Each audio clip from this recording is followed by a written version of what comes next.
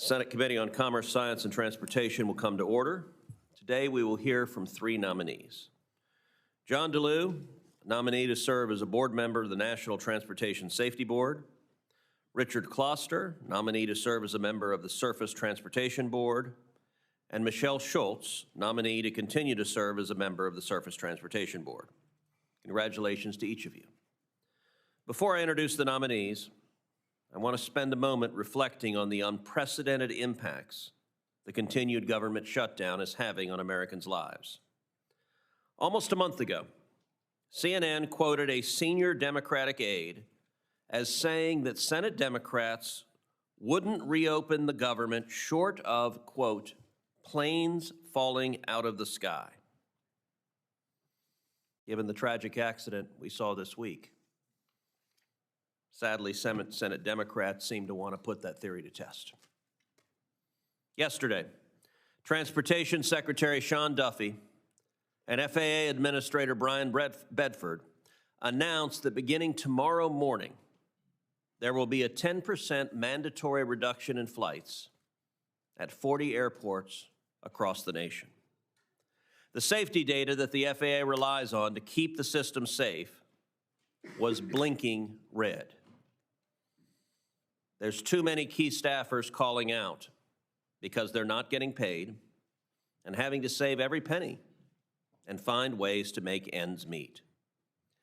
Tens of thousands of Americans will have their flights canceled every single day, due entirely to Senate Democrats, with a few notable exceptions, virtually all of whom have voted now 14 times to keep the government shut down, and they have taken the government and the air traffic control system hostage. Air traffic controllers are unpaid, they are frustrated, and they are fatigued. A plane crashed in Louisville this week, and the NTSB investigators on scene aren't getting paid. The impacts of this shutdown are real and becoming dangerous. And understand the reason there's a 10% reduction in flights is the FAA said they could not maintain the airspace safely at full load. That is the consequence of this shutdown, and the Schumer shutdown needs to end. It is the longest shutdown in the history of the United States of America. And enough is enough. Now is a time for responsible leadership. Now I'll turn to today's nominees. Let's begin with John DeLue, a proud Texan of nearly 40 years. Mr. DeLue is an accomplished safety professional and airline captain who began his aviation career in the Air Force flying C-130 Hercules planes supporting combat missions in Desert Storm. After his military service, Mr. DeLue joined American Airlines as a line captain and first officer in 1991. After 20-plus years of flying for American, he then led the airline's safety initiatives for more than a decade. He also served as chairman of the American Pilots Association's National Safety Committee, and he teaches aviation safety courses at the University of Southern California.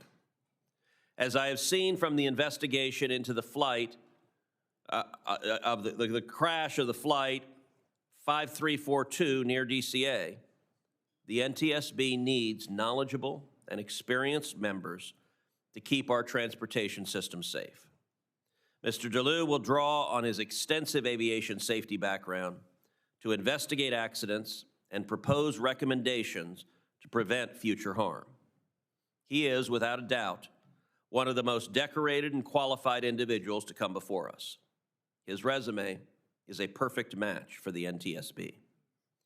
We are also joined today by NTSB Chairwoman Jennifer Homendy, who is such a regular in this committee that we may have to find her a seat on the dais. I appreciate her being here.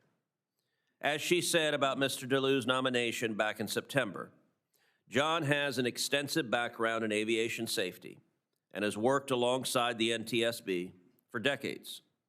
He often uses lessons learned to improve safety throughout transportation, including oil and pipelines and maritime. John will be an excellent addition to the board if confirmed. Next, we have Richard Closter to serve on the STB.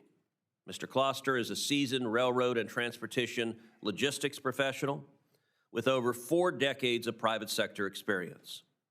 He has worked for several railroads, including the Chicago and Northwestern Transportation Company and the Indiana Railroad Company. Mr. Closter also founded his own transportation consulting firm and served as a board member of the Railway Supply Institute. If confirmed, Mr. Closter will use his extensive knowledge of the rail industry, as well as his experience working for railroads, suppliers, and shippers to advance the STB's economic oversight of freight railroads. Lastly, President Trump has renominated Michelle Schultz to continue to serve on the STB. Ms. Schultz's decades of legal and transportation experience have served her well on the STB. Prior to joining STB in January 2021, she spent 14 years leading legislative affairs and legal strategy at the Southeastern Pennsylvania Transportation Authority, the nation's 6th largest public transportation system. As vice chairman of the STB, Ms. Schultz has prioritized engaging with stakeholders to improve freight rail service quality and efficiency at the agency. If confirmed, she will continue to be a diligent, thoughtful member of the STB, working to advance essential oversight of the railroads. While my Democrat colleagues have sought to delay and derail this hearing based on the President's exercise of his Article II power, the focus of today should be plain and simple: supporting transportation safety and rail competition. The 3 individuals before us have a breadth of knowledge in transportation safety and railroad operations and are well equipped to serve on the NTSB and the STB. I'm eager to hear how each of you will approach your roles in ensuring the overall strength and safety of our country's transportation system. I now turn to Senator Lujan, who is sitting in for Ranking Member Cantwell.